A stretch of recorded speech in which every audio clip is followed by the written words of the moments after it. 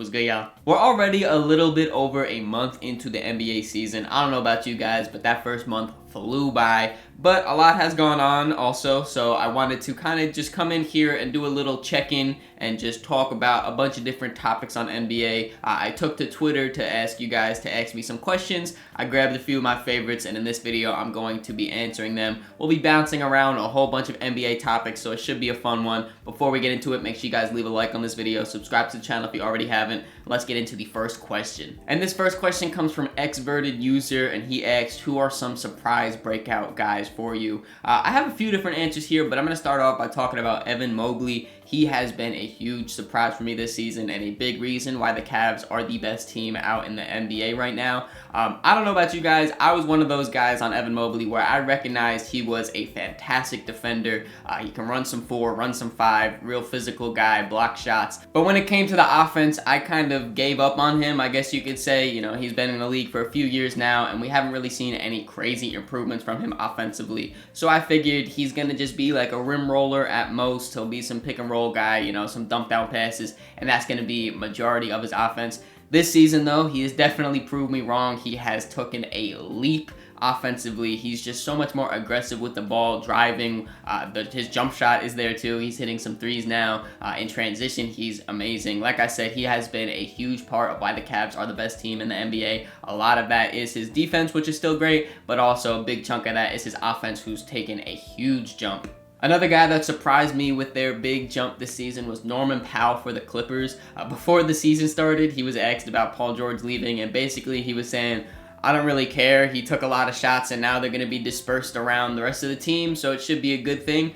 Basically, addition by subtraction is what he was saying. And no disrespect to Norman Powell, I kind of left when I first saw that quote come out, because I was like, there's no way you genuinely think that you could just replace Paul George's production without bringing in a bunch of guys. And Norman Powell, my fault, bro. I was wrong. You are definitely not doing all of Paul George's production, but a huge chunk of it, and was absolutely amazing. He's missed the last few games with injury and kind of slowed down a little bit. Hopefully he could still be at that high level, but for the beginning of the season, he was amazing to watch. And then quickly, before we move on to this next question, I want to give a shout out to 2 bench mob guys. We got Ty Jerome and Peyton Pritchard. Probably 1 and 2 in 6th Man of the Year race for me right now. Both of these guys have been great for the Cavs and the Celtics respectively. I really did not expect much from either of these guys coming off the bench, and they have been some of the best 6th men in the NBA this season, so shout out to them. Moving on to this next question, we got my guy Deuce here, and he's asking, what Knick have you been most disappointed in so far? And to be honest, I have been pretty happy with all of the Knicks, really. You know, we've had some games that I definitely think we could have pulled out, and there's been some disappointing losses for sure, but all in all, I've been pretty happy with how the Knicks team has been. In case you guys didn't know, I am a big Knicks fan, so that's why Deuce is asking me this. But if I were to pick one, I feel like it's an obvious choice here. It's Mikal Bridges. After giving up 6 first-round picks for him this offseason, I did expect him to be a bigger, more focal point of the offense. His defense also has been a little bit subpar. I think some people are overstating how bad defensively he's been. He hasn't been atrocious. He just hasn't been like all defensive caliber, but he's been solid defensively. Offensively is really where he's been really disappointing for me. His 3-point shot, unless he's in the corner, that is not going in. He doesn't really self-create for himself too much either. His mid-range has been great. Shout out to him for that. And he's had some great cuts and stuff transition. He still is very solid. But in the half court, specifically on his spot-up shooting, he has been really disappointing. All in all, though, I'm pretty happy with my Knicks. Next question comes from Super Mario Hoops, and he is asking, what's the ceiling for the Orlando Magic this season? I think that they can upset Boston or Cleveland personally to get as far as the Eastern Conference Finals, which would be a huge step for them. And for sure, if they make it to the Eastern Conference Finals, that would be a huge step for the Orlando Magic. They are still one of the youngest teams in basketball, so for them to be able to make that deep of a playoff run, that would be very impressive. Right now, they're a top 3 seed out east, and a lot of it is relying on their defense, which has been absolutely fantastic. Pretty much rotation players 1 through 10, all of them are at least average to above average defenders, so it makes sense that Orlando has had this top tier defense so far. And then offensively, to start, it was Paolo Banchero who had an incredible start to the season, dropping 50 points, just really putting the offense on his back, going crazy. Then unfortunately he went down with his oblique injury. I believe he should be back somewhat soon, hopefully at least. I really miss watching Paolo on the court. But when he went down, I thought that it was going to be really rough for Orlando. I thought since he was the main catalyst of their offense, that they really wouldn't have much going on for them beyond that. And for the first few games, it was like that. They were not able to score at all without Paolo. And then Franz Wagner stepped up and just picked up exactly where Paolo left off and was just running the offense to perfection, playmaking-wise. He had a few double-digit assist games so far this season. His three ball is hitting there. He's aggressive getting to the rim. Franz has been absolutely amazing. And to me, what really will sell me on the Orlando Magic is if Paolo and Franz can be this good together while on the court. Because like I said, Paolo started off super hot, got hurt, and that's when Franz really stepped up and was this all-star level player. And if both of them can play at that high level while on the court together, while having this incredible defense surrounding them, yeah, I mean, it would be an upset for sure. I would say that Boston and Cleveland would be the favorites in those series. But if that's the case and they're playing at that high level, I could see them giving an upset or at least giving them a super competitive series to one of those juggernauts out east. If I had to really put a ceiling on it, I would say that Eastern Conference Finals. I'd have to agree with you there. What I would really expect from them, though, is probably that second round exit. They are a really super talented team, a super young team too, so a second round exit wouldn't be the worst thing in the world. But their ceiling is definitely pretty high out there in Orlando. Now we got a question from NFL in a minute. We answered the first one, so I'm going to skip down to that second question he asked. And he said, who have been your top 5 most watched teams so far outside of New York? Like I said, I am a New York Knicks fan, so I've watched every single Knicks game so far this season. They are definitely my number 1 team and will be for the rest of the NBA season. But obviously, I want to make sure that I'm keeping in tune with every other team in the NBA. So this season, I decided that I was going to write down every single game and keep track of every game that I've watched so far and tally up how much I'm watching from each team. So actually, I'm going to put on the screen right here a screenshot of the top teams that I've watched. Like I said, the Knicks are the number 1 team I've watched. I've watched all 17 games of them so far. Then in second, I have Boston, where I watched 13 games from them. They are the best team in the NBA, in my opinion. You know, they're the reigning champions, rightfully so. I think I could give them that title. So watching them has been a lot of fun, and I've been making sure that I keep in tune with them to really just see exactly what's going on. And I think it's also a cool, like, litmus test almost to see how other teams stack up against the Boston Celtics. If they keep it close, if they get blown out in the first half, you know, it's been fun to really watch that. So I've been watching a lot of Boston. In third, I have Minnesota, 10 games of them. You know, obviously, I'm a big Julius Randle fan, as he is a former Knick. So I did want to watch out for Minnesota and see how that trade really affected them and see Julius Randle really thrive out there in Minnesota. It's been a lot of ups and downs for them so far this season, but I do think that they'll eventually figure it out. Ant-Man is also a super fun player to watch, so they have been towards the top of my list. And then to round out the top 5, not including the Knicks, I have Houston, Brooklyn, and Charlotte all at 9 games watched. These 3 teams have been a lot of fun to watch. I'll start with Houston. I was really high on Houston coming into this season. I'm a big Alperen Sengun fan, as you guys can see there. But then also, like, that's kind of what brought me in. But what's kept me there has been Amen Thompson, Tari Eason. Jalen Green has had some highlight plays this season so far too. You know, and they're just all around a super fun team to watch. They play super fast, and defensively they get after it. Those are some things that I really like watching when I watch the NBA. So they've been towards the top of my list. Brooklyn is a surprise one, I'm not gonna lie. I thought that I was barely gonna be watching Brooklyn games so far, but Cam Thomas, especially in that fourth quarter, he has been must-watch TV. Dennis Schroeder's been stepping up. Cam Johnson's been having a great season so far too. They have been a super surprising, fun team to watch. I really enjoyed watching some Brooklyn Nets games. Shout out to Brooklyn. And then Charlotte, LaMelo Ball has been putting on a show. Brandon Miller, shout out to him too. He's been really fun. It just really sucks that Charlotte has not been able to keep a center healthy on the court, because if they just had some type of center play besides Taj Gibson and Musa Diabate, I think they would be pretty good. Shout out to Diabate though, he's been really good this season. Obviously, I have a list of all the other teams that I've watched too and how many. If you guys are interested in that, maybe I'll release the whole list at some point this season. But these have been the top teams that I've really enjoyed watching. This next question comes from Chris, and he asked, who has been the most impressive rookie so far? And I've been really intrigued in this rookie class because they came in regarded as one of the weakest classes in a while.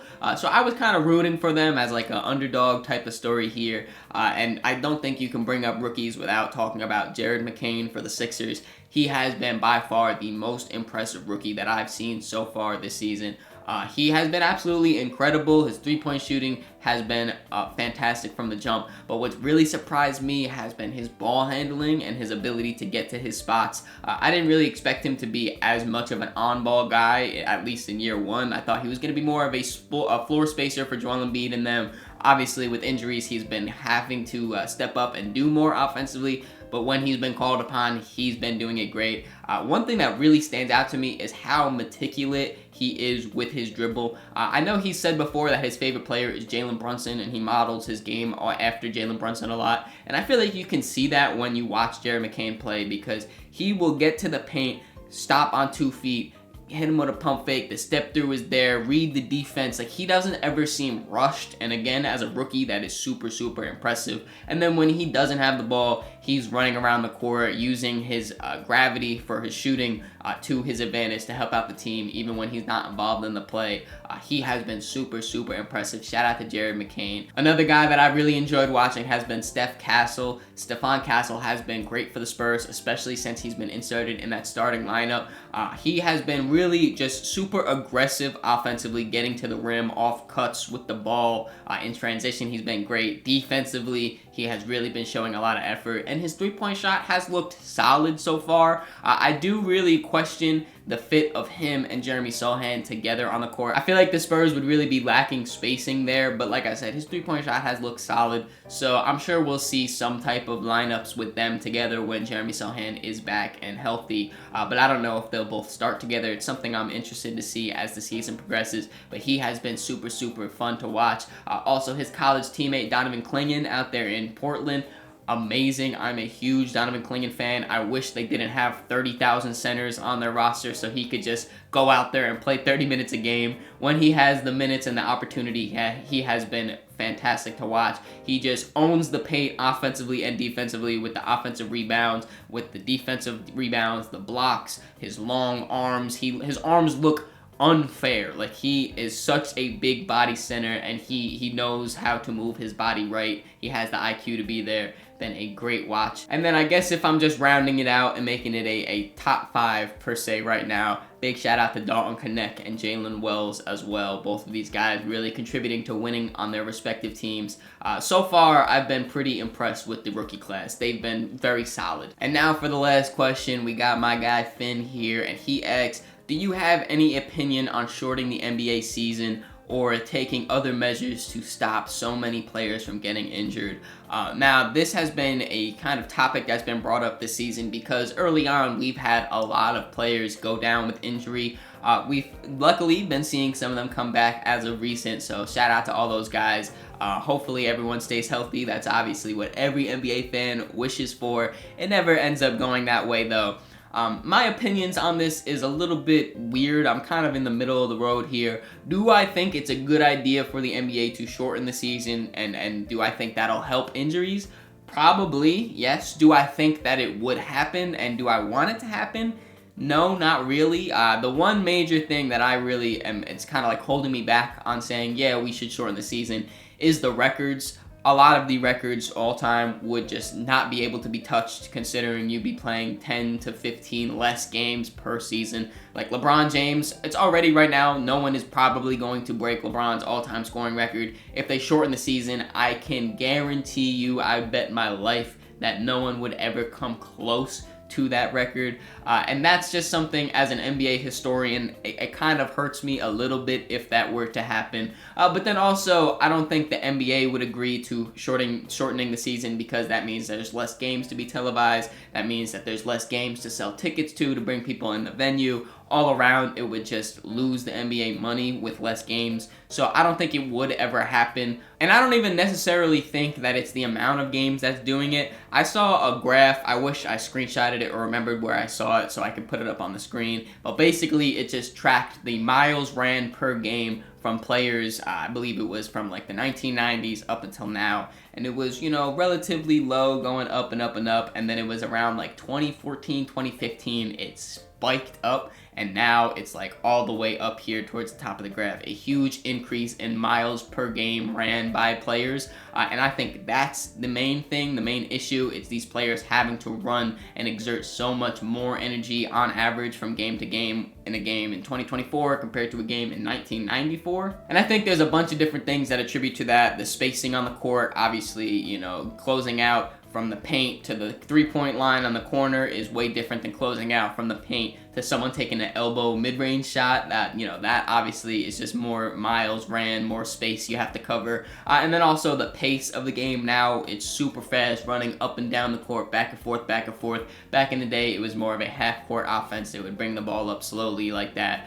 So I think that is mainly the issue with it. It's the fact that players, they're not playing more games, they're just exerting more energy throughout the games. Now, do I have a concrete resolution for this? No, but I do think it's something cool to look at. Steve Kerr and the Golden State Warriors out there, they are running a 12-man rotation where the highest player in minutes per game is Steph Curry at like 29.7 minutes per game, something like that. Everyone on the team is playing less than 30 minutes a game. Obviously, that's in theory could help with the injuries because Steph Curry is just not exerting himself as much on the court, you know, and you get just some guys to eat up those minutes there. I think that maybe could be the future of the NBA. Instead of a 9 or 10-man rotation, coaches will open it up to a 12, 13-man rotation. You know, we talk about how deep and how talented the NBA is. There should be plenty of players that you can bring in to just go out there and play 10 minutes here, 8 minutes there.